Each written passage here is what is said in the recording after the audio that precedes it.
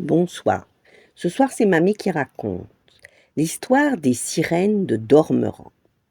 Arman cueillait des roseaux sur le bord du marais et les glissait dans son panier.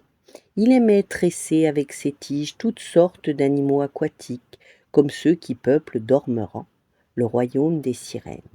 Si seulement il pouvait y pénétrer.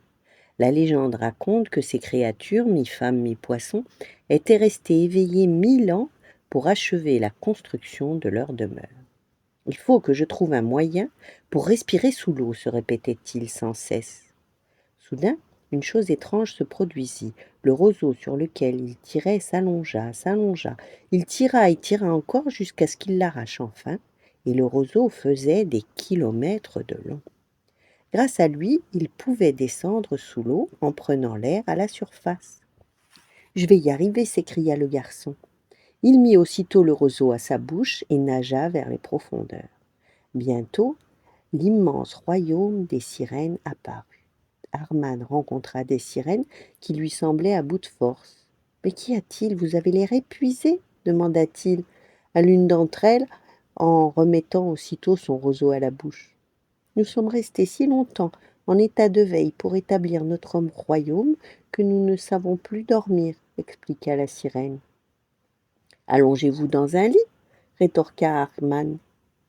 Mais nous avons essayé, mais ça ne marche pas. Ah, fermez les yeux, continua le garçon. Mais nous l'avons fait, mais ça ne suffit pas. Arman eut alors une idée. Il sortit les roseaux de son panier et se mit à tresser des poissons. D'autres sirènes s'approchèrent curieuses. Arman commença alors à jongler avec ces poissons au-dessus de leur tête. Ils étaient si nombreux que les sirènes se mirent à les compter. 1, 2, 3, 4.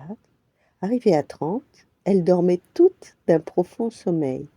Grâce à Arman, les sirènes de Dormeran apprirent à compter les poissons pour s'endormir et purent enfin se reposer. Voilà, bonne nuit, faites de beaux rêves et à demain.